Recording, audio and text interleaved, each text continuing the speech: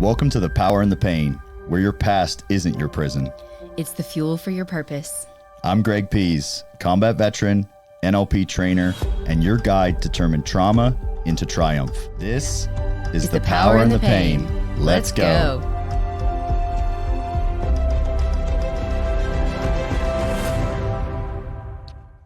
All right, welcome back everyone to The Power and the Pain. This is our first virtual episode, and I have a special guest with us today. He's got one of the coolest names in the world. His name is Greg.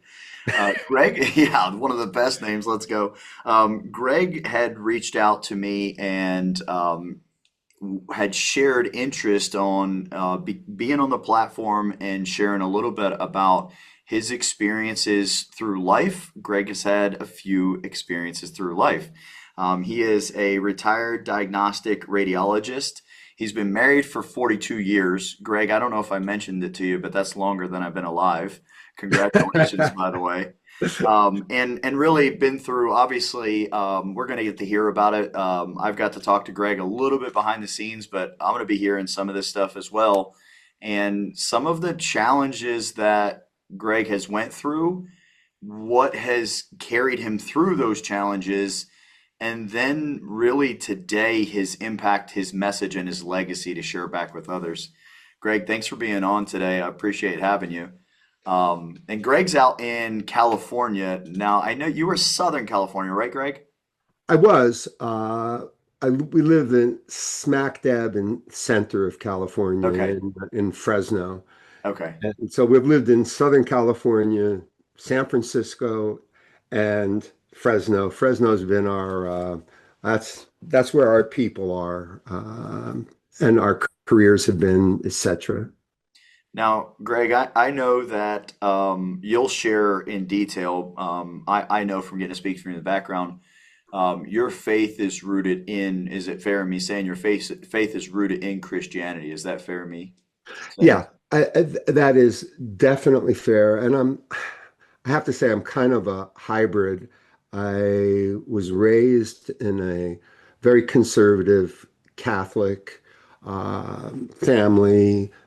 Grew up in the 50s and 60s and just outside of New York City.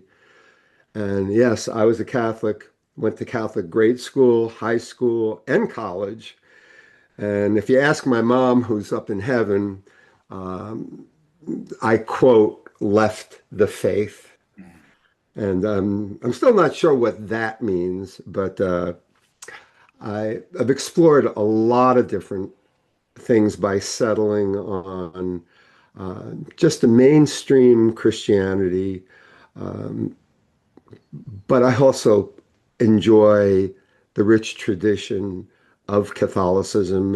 And the important thing is, for me, at this age, at the age I am, at age 71, what is my legacy?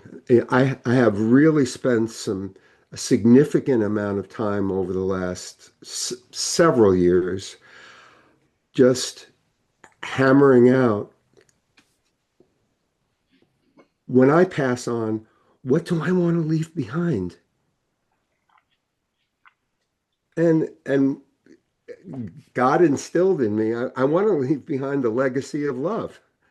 And because to me, that's the essence of what God is. And my book, I hope and pray that it brings honor and glory to God. It does chronicle my life. Yes, it's the Reader's Digest version, because I was very careful not to badmouth or anybody or throw anybody under the bus, other than myself.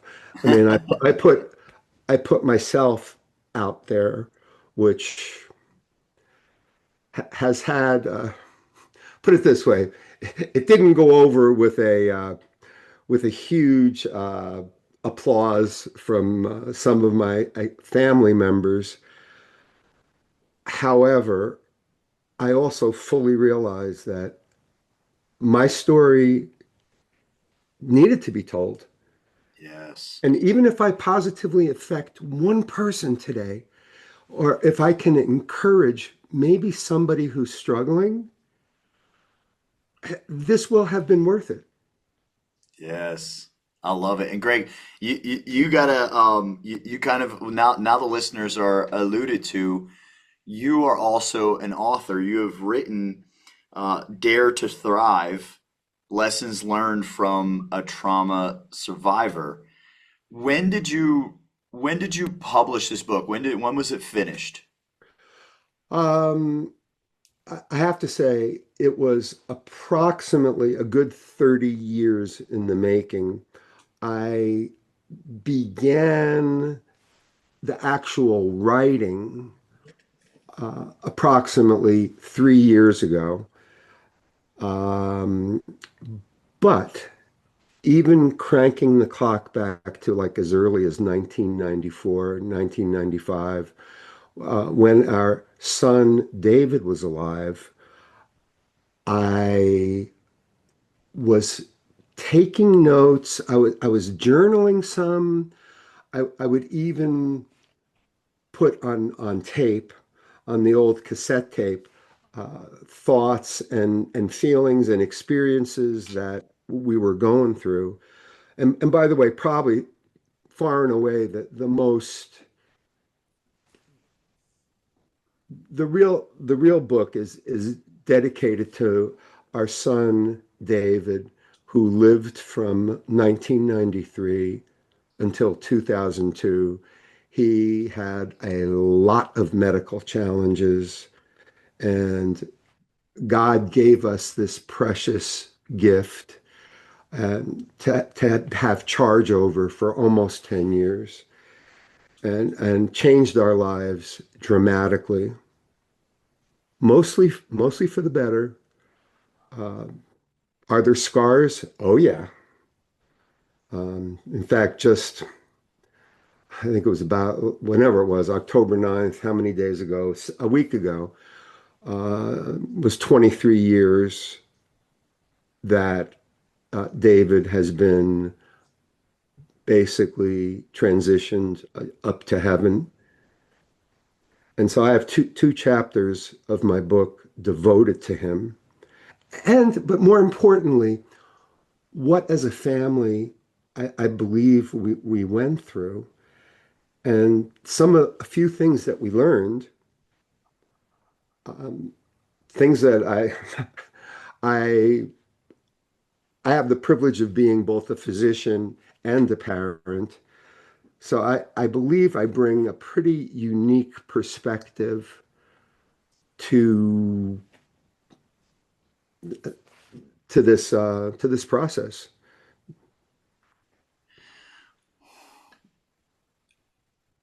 What was I don't know. So I can only imagine the challenges you guys faced with David. What was your anchor through all of that? My anchor was really my faith walk, coupled with my wife Lynn and I basically synergizing together and fighting like hell for our family. And many times it meant advocating when when it was uncomfortable, but sticking to, like, when one of us felt like David was ill enough to be taken to the hospital. It only took one of us, and we had an agreement, because there's so many I don't knows that were involved. I mean, there's a lot of guesswork early on. Like, is David sick enough with his seizures to take him into the hospital emergently, or give him anti-seizure medications? So, I mean, there's a lot of just on-the-job training. Lynn and I were very fortunate in that we had the financial ability to have plenty of help. And we even did for a time have a live-in nanny who enabled David to have the vast majority of his life home with us rather than having to be institutionalized. But I will say we have a daughter who's living who was 3 years old when David was born. She, along with our youngest child, who's Sammy, um, both of them have so much empathy and compassion for people. And that's one of the fruits of one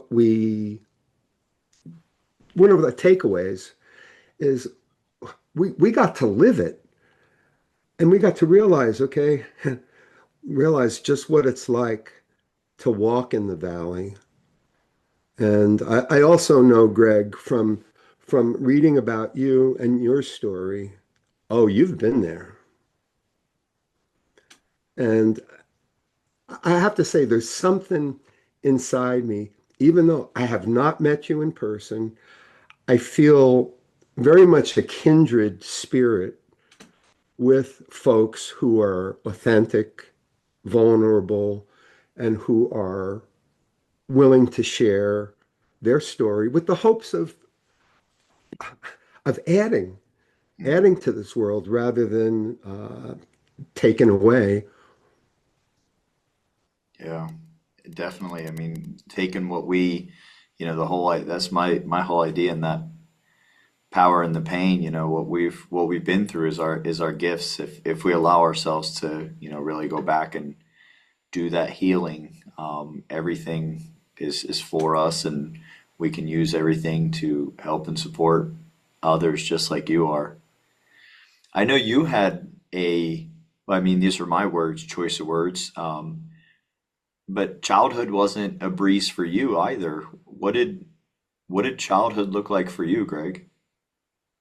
Well, it was there was a myriad number of different experiences. I have some amazing childhood experiences growing up in New York. In the Northeast, in the wintertime, we'd get some years would get a ton of snow, and we would have snowball fights, make forts, go sleigh riding, ice skating. And then of course there were the Christmas holidays, which we absolutely loved. Um, and coupled with some of the good times were some of the not so good times. And as it unfolded, and I have to tell you, Greg, my story, I learned some information about my family as a young child. I have to say, I know right now, I know a lot more about the dynamics that happened and my interpretation of actually how things devolved, which they did. Uh, and but I do have to say, okay, events that happened, yeah, I the terrible Sentinel event that happened that I believe is worth mentioning happened probably when I was about 13 or 14. My dad, who, as it turns out, was in the Navy in World War II, he was at D-Day at Normandy in the Navy in a LST, which is a landing ships and tanks uh, vessel, saw much of what there was to see in the war. And of course, Greg, we both know that post-traumatic stress disorder wasn't even a diagnosis back then. It was perhaps called shell shock syndrome or combat battle fatigue. And basically, these folks, I'm sure on both sides, got no help, no emotional support, no other than well, when our men got back and women got back from World War II, they were given a hero's welcome and then expected to matriculate right back into society. Hmm.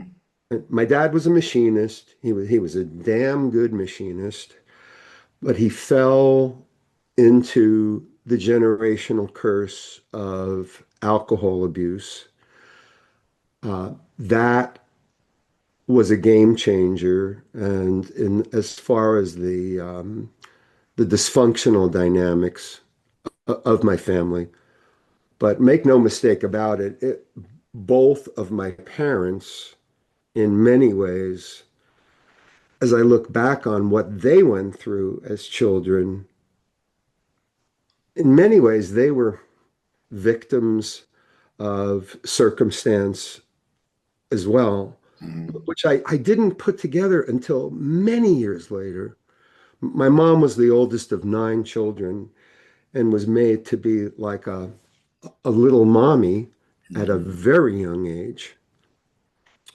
Well, one weekend, and I'll never forget this, Dad had been drinking heavily on a Saturday morning.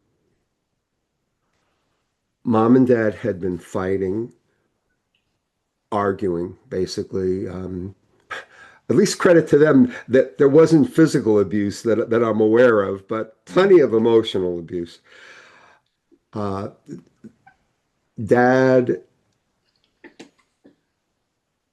was very intoxicated and was in the kitchen of our house, had a loaded 45 caliber semi-automatic pistol, shot it into the floor of the kitchen and announced, "I'm going upstairs to kill myself." We were frozen in terror. And Greg, I know like my heart goes out to folks who have been through that kind of fire.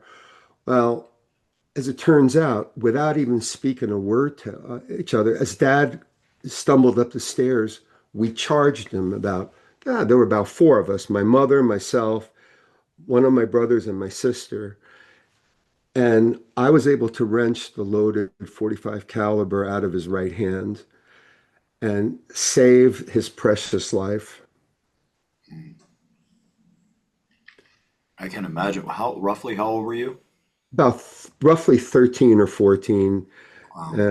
And I think if I ask my subconscious, I'm sure I could get the accurate time, the accurate date. But it changed our family dynamic somewhat in that we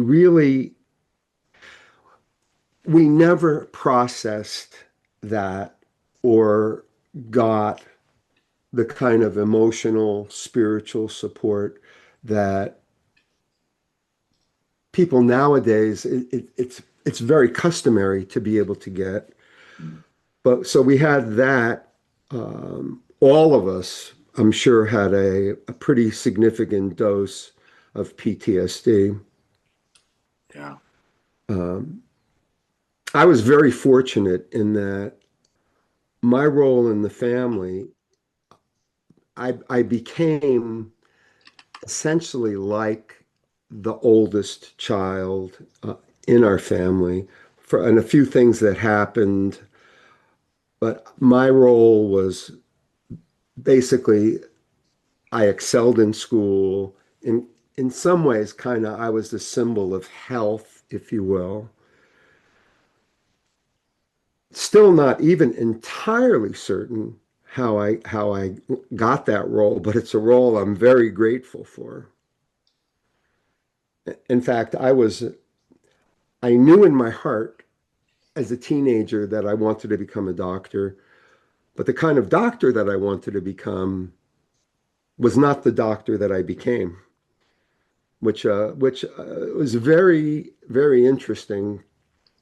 I actually, my heart's desire was to become a psychiatrist. And I found out many years later the why behind that. Deep down in my heart, I really wanted to heal my family. Mm. And I was to find out that psychiatry, my personality, how sensitive I am, and how, put it this way, I wasn't a good fit. I realized after I rotated through psychiatry, one weekend on this locked ward, a patient committed suicide when I was doing my clinical clerkship as a medical student. And I basically realized there's no way I could do this. Like a switch went off in my brain. And so I was left like, what am I going to do? I'm in medical school, which is an act of God to be able to just get accepted into a medical school here in the US. But one day I discovered diagnostic radiology from this particular professor who gave us a very dynamic lecture. And somehow just the pieces all assembled together. And that's what I wound up doing. And God has given me the natural ability to be able to pull things together and use my knowledge of anatomy, pathology, and other disciplines in medicine to be able to be that doctor, be that consultant. So yeah, I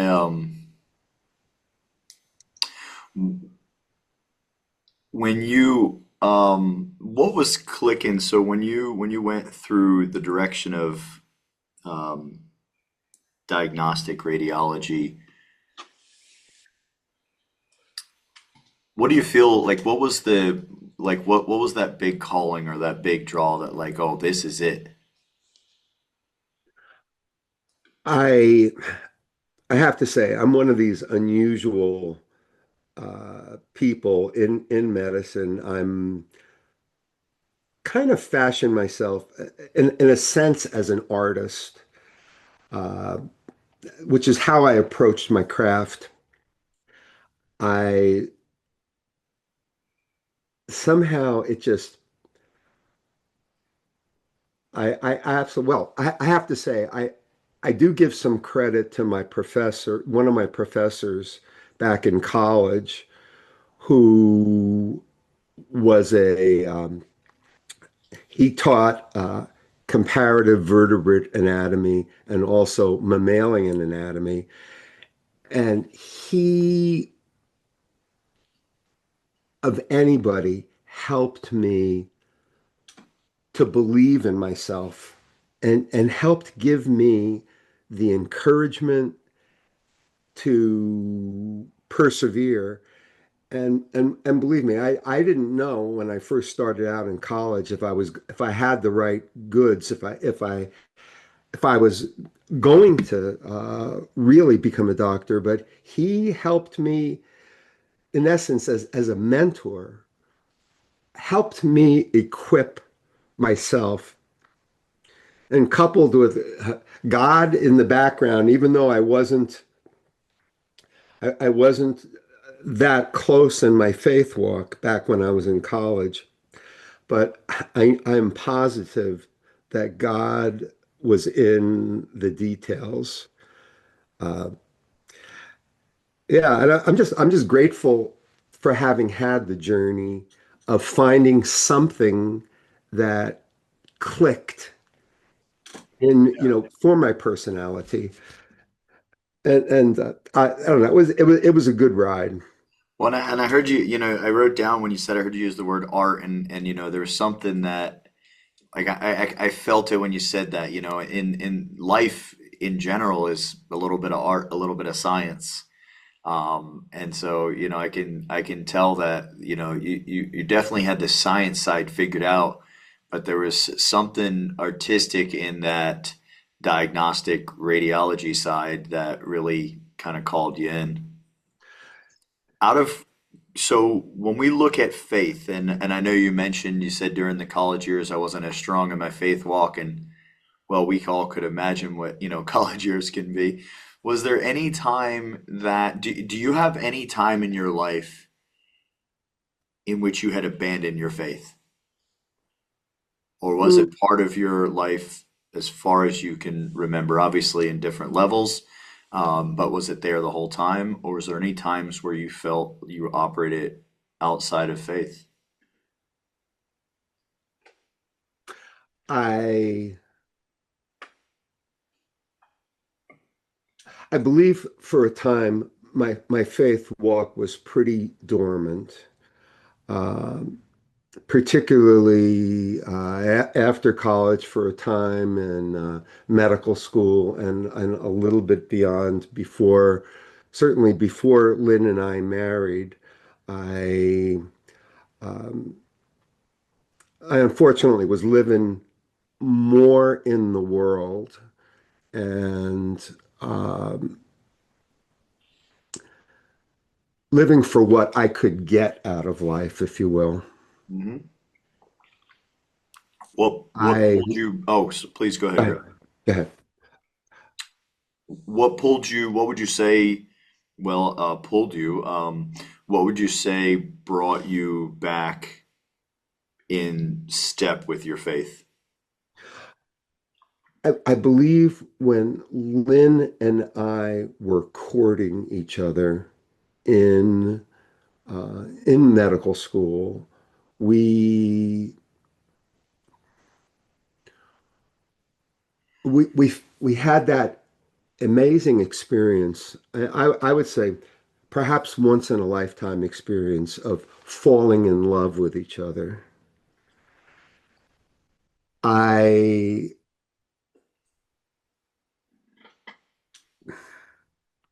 this is hard to describe, but I could see I could almost see God's reflection in Lynn, particularly in the early years, and it was such an amazing experience, such an amazing time that even well, there was one time we started searching, both of us.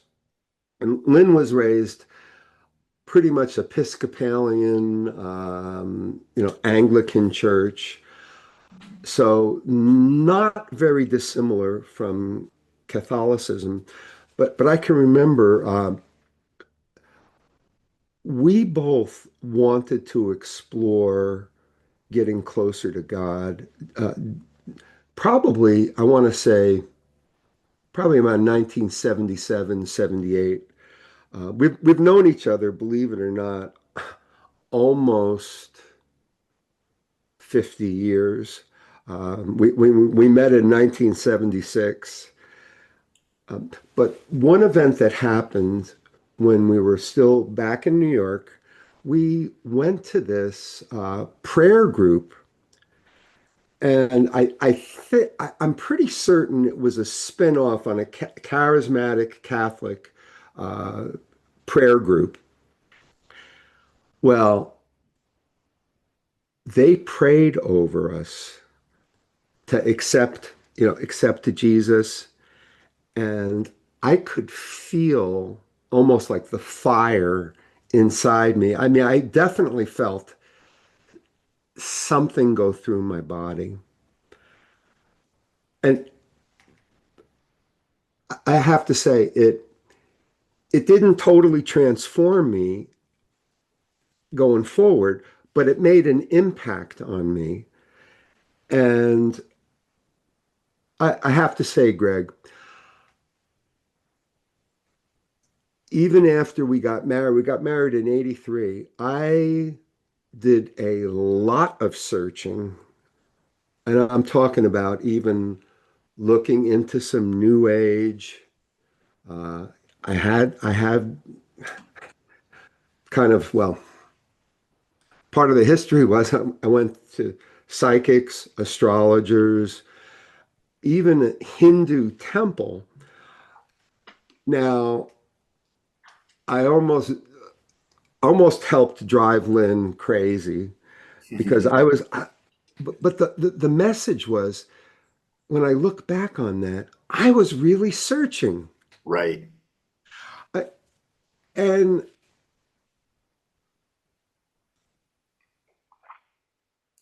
I was on a quest. Turns out, as it just turns out for me, mainstream Christianity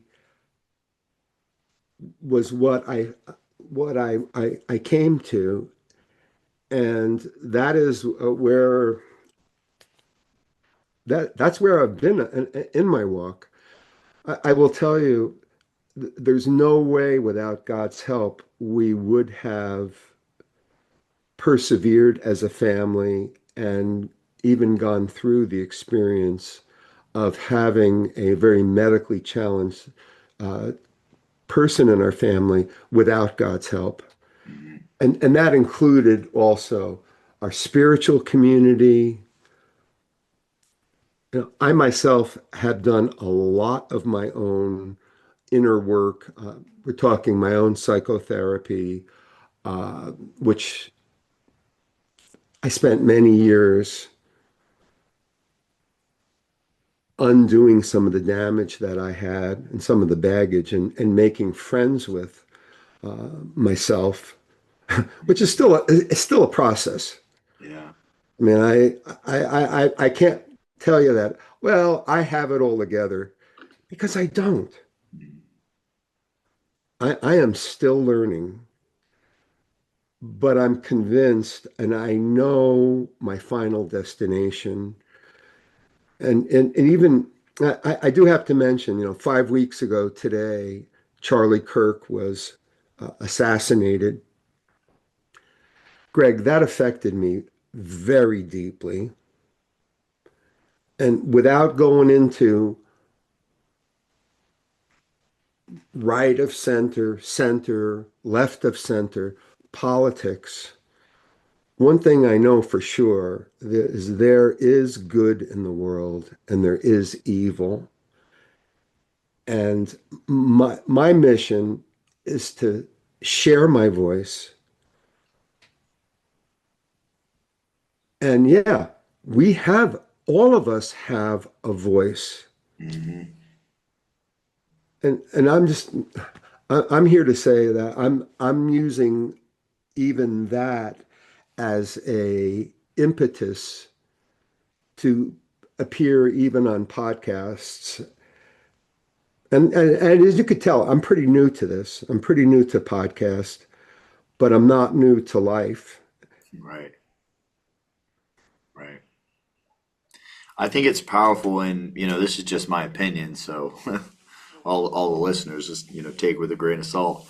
But I think it's a powerful in um, what words do I want to use here or choose? Um, you when I discover cross paths with people that have chosen their faith. If for everyone that has faith, if it's is serving them well, that I think this is a good thing. I think what is serving them well, that's a whole nother conversation, but I think that's a good thing. A lot of people are conditioned right into their faith, and then there's fear that holds them in there. It's just my projections, my opinions.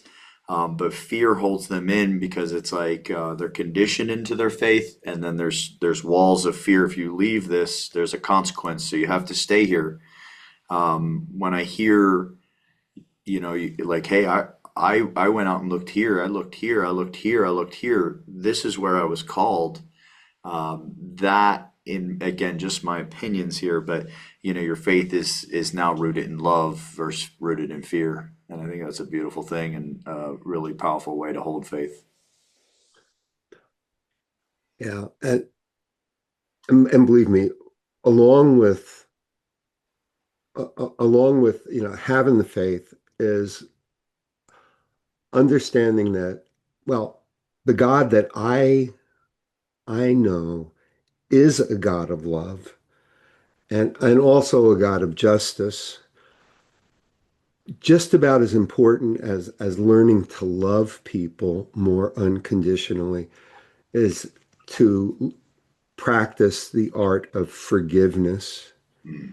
And that includes forgiveness of self, because everyone, we're all imperfect beings, and we're here to learn. I believe what we're here to learn what we're supposed to learn on our journey, and then God, in His infinite wisdom, calls us home. Mm. And forgiveness is a huge, huge part of our journey, and there's a lot of power, freedom Mhm. in the journey of forgiveness. And as you said, we all got our. The way I say it is, I'm healing, I'm not healed, or we are healing, we are not healed. Right. We'll go this whole journey on this on the physical form, and if we're lucky, we'll just keep healing. But yeah, navigating forgiveness. I've had some experience in navigating forgiveness, and it can be. I know for me, it was really hard in the beginning. It doesn't have to be hard for others, but I made sure I did a good job at making it hard. Uh, but on the other side, it's hard to really even put into words that freedom and that love that you feel and in the most selfish way, the weight that is lifted off of you. When we're holding those grudges, and I heard you speak about your family and speak of them in a very um, you put them on as best of a pedestal as you could and shine light for them. I specifically heard you talk about realizing what they had been through. Yeah. Sometimes I hear, hey, these are just my opinions, right? But sometimes I hear people talk about like, oh, what's this world coming to? And okay, we have challenges and such, but in the last century, we had two world wars, we had a Great Depression. I mean, I don't know, it seems like we're doing okay.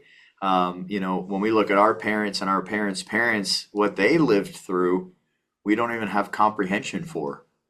And if we could take a moment as you have and quantify our parents' experience, and really if we can hold space, like if we had lived their experiences, it might have made more sense for us. Odds are it would have made more sense for us to behave the way they behaved.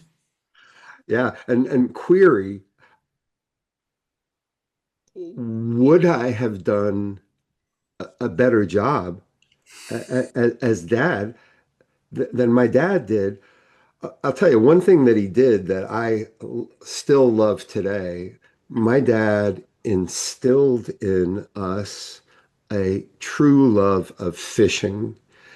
And Dad, up there, if you're listening, I am so grateful uh, for for that and for the time that we got to spend together. Yeah. I love fishing myself. That's awesome. I didn't have a lot of time spent with my father, but of all the time that was spent with my father, there was time spent fishing, and that really stayed with me to this day. And I love taking my kids out fishing, and I love getting to go fishing. And I'll go fishing sometimes. I mean, easily all day, maybe half the day into the night, come back the next morning. And my wife's like, "Hey, how'd it go?" "Nah, I didn't even get a bite." She at one time she said, "Oh, I'm sorry." I said, "For what? I was out there fishing. I did the thing." It's all been done. Yeah, it's good. Absolutely. Yeah, Yeah. Greg, one thing that's going through my mind right now, I believe that the onus really is on us.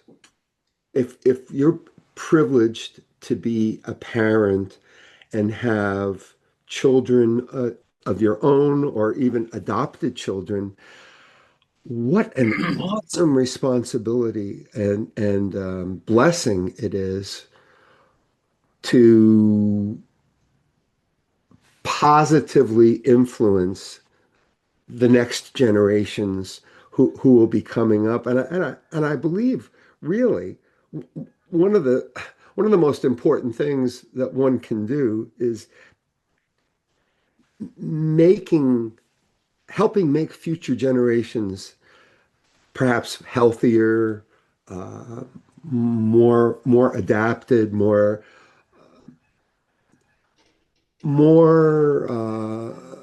of really good citizens doing God's work.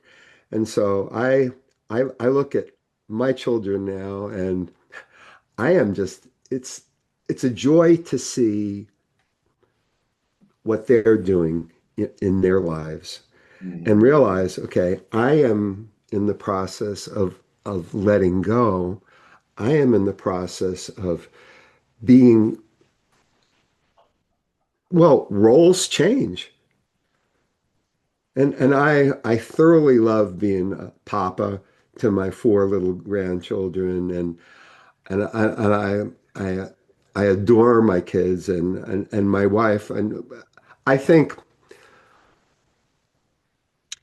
I believe that we have been successful at being generational change agents. I challenge parents out there who are struggling to really do your best to hang in there, to fight the fight. You know, if things are going really sideways in your life, get help, Mhm. reach out. Yeah. You know, there's therapy, there's support groups. Uh, One other thing that has been a game changer for me is, particularly in the last few years, I have been predominantly alcohol free. That, Congratulations. thank you, sir. Yeah. That is a really big deal, uh, considering we have that generational curse of alcohol abuse in our families. I'm just, I like the version of me who shows up alcohol free much better than Greg, who's had a few glasses of wine. Uh, you know, I mean, my time, look, unless something miraculous happens, I'm in my last quarter, and it's up to me to make it the best quarter. Let's go. Let's go. Yeah. Yay and amen. I love it. I love it. And it makes somewhere when you were talking, I was thinking about different things have different labels, or so the labels I use, may have. But have you ever like studied, researched like universal laws? Like again, they have all different ways to say them, but like the law of polarity or duality or anything like that. Yeah, I have along the way. Uh, in physics, which is not my not my subject, but yeah, yeah. It just made me think about like in whatever again labels like what words do we use to say the message that I'm saying, right? But I've heard it referred to as the law of polarity or duality, Mm, and to say that in order for something to exist, in order for something to be whole and in existence, that it's comprised of equal opposite parts. And then we look at things as like for example like day and night, we'll tend to look at them as two different things, like it's daytime, it's nighttime, but in theory like these are just varying degrees of one and the same thing. mm. So like we couldn't, because if we said it's daytime, at what point in time was it absolute daytime? And if we said it was nighttime, what point? Okay, so then there's just varying degrees. It's this unit of time that, varies in how it goes. And, just the realization along my journey, like the realization, like a lot of people are trying to find like what's the missing piece or the missing link. And I think the missing piece or missing link for a lot of us, speaking for self here, is um, really the word balance is like such a I don't feel it's a fair word, but the realization that, it's not just one piece, but the acceptance of both sides of things to really make us whole, I think. Hmm. Like, for example, like our ability to speak up, your guys' ability to advocate for self, for family, and then equally your ability to humble. And like, so should one be speaking up or should one be humble? Yes. Oh, Yeah. Oh God. Uh, yeah. I mean, there's all sorts of sayings, oh God. Uh, I can't come up with it, but something like listen loudly, and speak. Is I don't know. Anyway, it's life is, life is, well, again, whatever word, but crazy. But because we have to figure out, and the word balance is weird to me. I mean, just the way I hold it in my mind, because when I think of like people like used to say, oh, you need balance, and I thought that there was this place in which balance was found. But now I believe that balance is a constant micro shifting of imbalance. So with that understanding, I'm like, oh yeah, we do need balance, as in like we need this constant micro shifting. Like life is not all left or all right, and it is also not just all center. Um, right, right. yeah. Yeah, one thing that has simplified my life, and that I ask God, and this may sound hokey or funny, but I ask God on a daily basis to help me do the next right thing. Mm, Now, what does that mean? Or how does that play out? Look, after this podcast, I'm going to have choices. hmm. What will I do? Um, I'm deferring to God, Yeah. and my belief is that God does give me, like, speaks into my heart about, 100%. okay, this is where you belong right now. So sometimes, and Greg, I have to say, I'm very, very fortunate in that I have nuggets of time. I mean, that's to me, that's priceless. Sorry about the jet. Uh, I don't know if you can hear the jet in the background, Oh but no, no, we didn't. No, I Air didn't even National know. Guard, hats off to them. Uh, but anyway, that seems to work for me. And yeah, I have my lists. I have my list of what I'm hoping to get done. And it gives me a certain amount of freedom just to realize, okay, God, you direct me. Hmm. Because I I mean I know roughly stuff that has to be done, but I want to do stuff that's going to bring honor and glory to God. And also, I love to see people smile and laugh. And so, however, that to me brings me a lot of joy to see people who are experiencing some joy. And look, there's so much pain. You can look in the world and see, oh my God, look at what happened here, look at what happened there. Yeah, and I think it's wherever it is, John, in the book of John, in this world you will have trouble, but be of good cheer. I have overcome the world. So, I mean, think it not strange that stuff happens, and some of the stuff that happens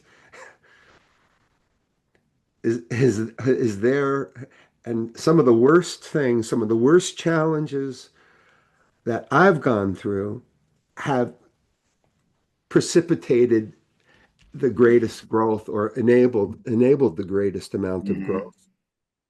And I feel called to share with you. I was at a men's group. This is several years back, within the last decade of my life, and Um, I was at a men's group, and I was processing some of my childhood with a mentor and going mm, through the questions of like, why did God let this happen to me?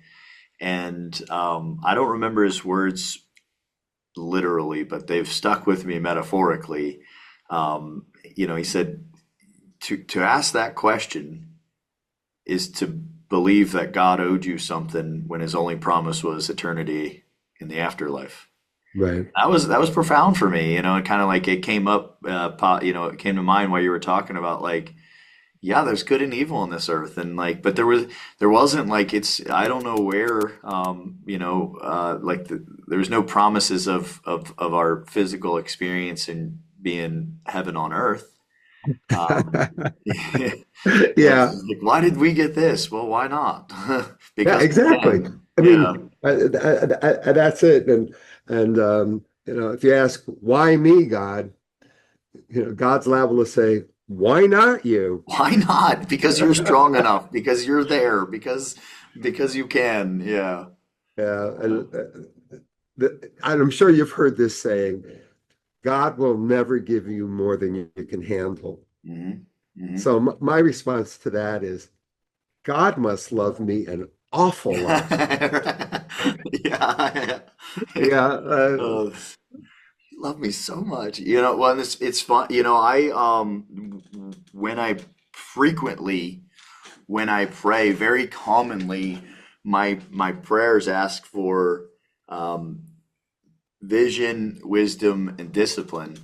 And like I have this belief that like almost this is just me speaking, this is just my words and how I feel convicted, but almost like how ignorant of me to like ask God for an opportunity, like he didn't lay them out all over under everything that's around me. Like it's almost like, hey God, I don't know if you're paying attention to me. And God's like, what are you talking about? Like I've touched everything already. Whereas, so when I ask God, I'm like, hey, I know that all the opportunities in front of me, and I know I've failed to see them so far. Can you help me see them? yeah. Can you help me discern between which one's ego and which one's essence? And then can you help me act in a way that I do the right things? Mhm. I like when you said asking God to help me do the next right thing. Like what spoke to me in that on my side was like, hey, I'm not asking God to make me perfect, holy. I'm not asking God to like, hey, make it easy for me. Hey, let me always do the right thing. No, no, no. Like what I heard in that was like, God, I'm bound to mess this up. Can you make sure you stay close for the next decision? Yeah, that's a great interpretation. Yeah. I yeah, I definitely resonate with that. Um,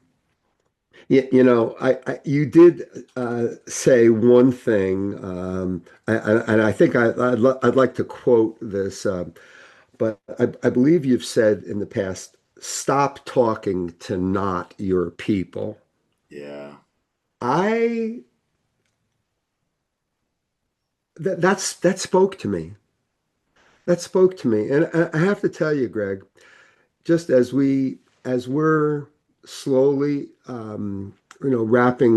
wrapping things up, I feel as though I am discovering my people, even here, and it's a whole nother uh, whole nother beautiful community or set of communities of people like yourself doing good work and adding adding to people's abilities to, and I know you do a neuro-linguistic programming, firewalking, and even do that breaking of boards. I have to say I dabbled a little bit in Taekwondo some years ago with my son, Sammy, and I found that so enjoyable. Yeah, I bet. I haven't done any hand-to-hand martial arts training, but I plan on getting it with my son. But tell me a little bit about your experience. Well, it was it was great for the season that we were able to do it. It was probably, I don't know, I want to say maybe 15 years ago. Uh, it took and we together went along and got, I think we got the first two belts along the journey. Um, as it turns out, I unfortunately unmasked a real problem that I had in my lower back, which ultimately led to what they call spinal stenosis, and wound up having to have a fusion in my lower lumbar spine, which happens, but it kind of terminated my Taekwondo career. Mhm. But it's still I I'm I'm the oldest person who works out at this particular place called Warrior Fitness in Fresno. If anybody's in Fresno and they're ever looking for a amazing place to work out where you got people who are really dedicated, um, this is a one of a kind place. And our coach is formerly trained as a Navy SEAL, and he runs it in a paramilitary fashion. Absolutely love to work out there. But more importantly, it's the group experience. It, it's a community.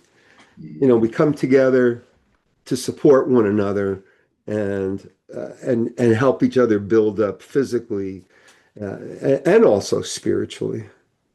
Yeah, that's good. Yeah, anyone on that in the Fresno area? What was it called again? Is it Warrior? Warrior Fitness. Warrior Fitness. Okay. Good. Yeah, yeah. Now, what would you, Greg, what would your message be to, I mean, the whole podcast, we've shared the message. Um, but if you were to bring it into a compact message, um, what would you say to those that are still carrying the weight?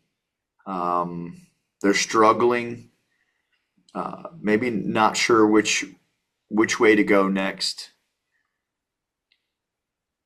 What would you share with them, compiling what we discussed over the last 45 minutes or so into a compact message? What would you say to them, Greg? Well, if it's okay, I'm going to read two sentences from the summary of my book, and my book entitled "Dare to Thrive." Right here, lessons learned from a trauma survivor. Um, basically, it my story is a reminder that for all of us, pain is inevitable, but it does not have to define who we are. Through forgiveness, perseverance, and unwavering faith, we have the power to transform our wounds into wisdom. And I believe, look, if we can just help somebody or somebody's out there on their journey to realize, hey, brother, hey, sister, you are not alone. This is life. And just do your best. And when you need help, reach out. Don't do life alone. I think those are some of the key messages. It's powerful. Very powerful. Greg, is Dare to Thrive your book? Is Amazon, is that going to be the best platform for people that want to grab a copy of it? Yeah, Amazon, fantastic. And if I might ask if anybody does choose to read my book and you feel like you resonate with it, would love to have you post a review on Amazon. That would be greatly appreciated. Um, And for those that read the book, your review really helps.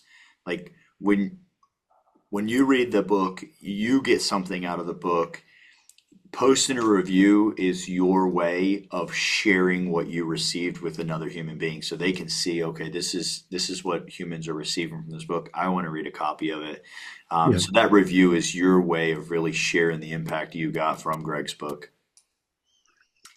Greg, if so, for those that are listening on just audio right now, if you go to YouTube, Success After Trauma is the channel. Find this episode with Greg, and in the comments, I'm going to make sure I put a link for Greg's book, Dare to Thrive. And then, Greg, what's the best way? I can put it in the comments later. You let me know. But if someone wanted to connect with you, if they had questions, if they wanted to get their book signed, what's the best way for them to do that? And like I said, I can get that put in the comments for us later. Okay, this is really high tech, um, but this is my thing now. Greg, can you read it? Is it legible, semi-legible? Yes, I can. And everyone's going to be able to see. Greg, how do you say your last name? So I don't mess. Actually, let me give it a shot. Linkowski. That's it. Sweet. All right, there we go. So that's pretty easy to read as well. And for those of you that are just catching the audio, Linkowski, and just how I'm saying it, it's phonetically spelled. So Linkowski. So Greg Linkowski. For those of you who are watching right now on YouTube, you can see Greg's name right down here somewhere. So make sure you can catch up with him, Instagram, Facebook, and then in the comments, we'll make sure we have email and link for his book as well. Greg, it's been a pleasure getting to have you on today. I mean, as you said in the beginning, the synergy was awesome. I love the vulnerability, and then it's real clear your servant's heart. Thank you. Yes, sir. Do you have any last words, anything you want to share with everyone? Keep on keeping on and never, never, never give up. Let's go. Make sure you guys like and subscribe so you can stay in tune for our next episode of The Power and the Pain. If this hit you deep, trust that. Your pain has power, and your story isn't over. Follow, share, and send this to someone who you think might benefit. I'm Greg, and this was The Power and the Pain. Keep stepping into your power.